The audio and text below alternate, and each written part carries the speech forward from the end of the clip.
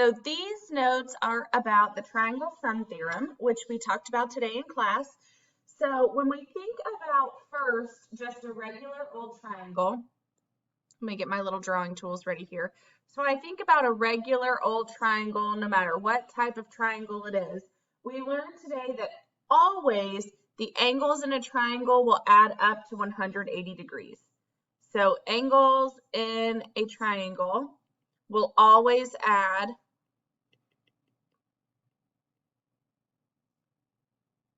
to 180 degrees. Always, forever, and ever, and ever. So if I know in this triangle that this angle is 90 degrees, and I know that this angle is 40 degrees, then I can use that information to find my missing angle, right? So I could say 180 minus 90 minus 40, and I would get that my missing angle must be 50 degrees, okay? So we can always find the missing angles in a triangle based off the fact that all of the angles added together are going to equal 180. Again, down here, this is one of the pictures that we looked at in class. So we can see that when we made our triangle out of the piece of paper and we tore the three angles off and put them together, they formed a straight line. Remember that a straight line is also 180 degrees, so that makes sense. All right, so those are the interior angles of a triangle. Remember, angles in a triangle will always add to 180 degrees. We can also think about the exterior angles of a triangle, okay? So if I have a triangle, let's just go back to that same one we had earlier. We know that this angle is 90. We know that this angle is 40, right? If I extend this line like this right here is my exterior angle on the triangle. So that means an angle that is outside of the triangle itself. So this black spot would be my exterior angle of the triangle. Sometimes you're asked to figure out what that exterior angle measurement is. In this case, we can think about it one of two ways. The first way we can think about it is we know, I'm going to use green to show way one. We know that these two angles right here are supplementary, right? Because they're forming a straight line, which means that they're going to equal 180 degrees. So I can just take 180, subtract my 40, and I know that that exterior angle is 140 degrees. But when we think about it, if all of the angles in a triangle add up to 180 and this supplementary line is 180, 40 is part of both of that, right? So let me use blue to think about it as a triangle. So we know triangle angles equal 180. I know that this angle is 40, right? Which means that the sum of my other two angles has to be equal to the sum of my exterior angle. So if this angle right here is 140 degrees, then these two angles added together have to also equal 140 degrees, okay? So the exterior angle of a triangle, let me write this all out, I'm sorry. Exterior angle of a triangle is equal to the sum of the other two interior angles. So not the interior angle that it's supplementary with, but the other two, okay? So when we look at this example, I'm going to put a little shape around this so that you know to write that down because that's super important. Really, you should be writing all of this, right? Okay. So when we look at this example down here, we have our triangle and we have an exterior angle, right? So in the triangle, we know that this angle right here is 40 degrees, and we know that this angle right here is 90 degrees, and we're trying to find the exterior angle. So we could do this one of two ways. The first way is using the rule we just said. The exterior angle of a triangle is equal to the sum of the other two interior angles. So I could say, well, x has to equal 40 plus 90. So I know that x is 130 degrees, right? That's the first way we could do it. The second way we could do it, instead of writing 1, I'm going to write option 1. That way we know they're different. Option 1. Okay, option 2 is we could use the fact that all three angles in a triangle add up to 180 to figure out this missing angle right here. So I could say 180 minus 90 minus 40, that's going to give me 50 degrees, right? So now I know that this angle must be 50 degrees.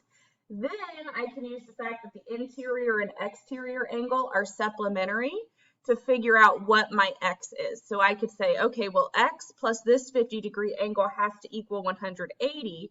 So now I can look at my supplementary lines and I can say 180 minus 50, okay, x must be 130 degrees. Okay, so there's a couple different ways we can look at it, but basically the theorem here that you guys need to understand is that the exterior angle of a triangle is equal to the sum of the two opposite interior angles, okay? And that's because the supplementary line equals 180 and all the angles inside the triangle add together to equal 180. Okay, so we're going to do a couple of examples. I'm going to try to zoom in a little bit more here, okay? So let's look at this example first. So here we have a triangle with two missing angles, and we have two exterior angles up here. So we want to find the measure of angles A and B. So starting with, we can look here first, right? We know that these three angles are supplementary, which means that they're going to add together to equal 180. And we know that because they're on a straight line, and a straight line has an angle measurement of 180 degrees. So to figure out B, I can do 180 minus 45 minus 50. When I do that, I should get, let's see, 85 degrees. So I know that the measure of angle B is 85 degrees. So let me write in 85 right here. Then I can use my triangle sum theorem, or the fact that all of my angles in a triangle add together to equal 180 to figure out the measure of angle B. So using the triangle sum theorem, that's TST right now, okay? I can do 180 minus 85 minus 75, and I would get that the measure of angle A must be 20 degrees, okay? So when you guys get to your test, you're going to have several problems similar to this where you have to use multiple angle relationships in order to figure out your missing angles. So supplementary angles, vertical angles, triangle sum theorem, parallel lines, intersected or cut by a transversal, all of that is going to be important. Okay, so it's really important that you're studying this, maybe looking over these notes once a day to kind of refresh yourselves, okay? All right, let's look at another example. So here we have a triangle. We have this line that we know is parallel and this line that we know is parallel. If we think about those lines as parallel, we can think about this line as being the transversal, right? So that means that we know this angle and this angle are going to be congruent. We can also look at it, I'm going to use red now, as these two blue parallel lines being cut by this transversal. If we look at the red transversal now, then we know that C is going to be equal to Z because those are opposite or alternate interior angles, right? So this one is less about trying to find an angle measurement and more just thinking about it in terms of parallel lines cut by a transversal. So let's put some numbers with this. I'm going to redraw it over here, and let's try to do an example with this. So let's see, we've got this, we have our triangle. Okay, so let's say that this angle is 30 degrees, and this angle is 40 degrees. That makes it easy enough, right? So we know this angle and this angle. Using this diagram that we just created, we can figure out all of the other missing angles in this diagram. So first, if we think about this as being two parallel lines cut by a transversal. Let me just kind of go over it in blue so we can see. So this is going to be the first set we look at. I know that this angle and this angle are congruent, right? Because those are alternate interior angles. So if this angle down here is 40, then this angle is also going to have to be 40, okay? So that's the first thing that we can do. We can use alternate interior angles. Ooh, okay. The second thing that we can look at is we can use that information to figure out the missing angle up here in this set of three supplementary angles. So if I redraw this now, let's see, I've got this, this, this. I know that this is 40. I know that this is 30.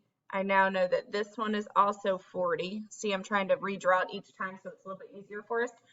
I can figure out this missing angle right here because those three angles are supplementary. So all I need to do is say 180 minus 40 minus 30, and I'm going to get 110. So now I know that that angle is 110.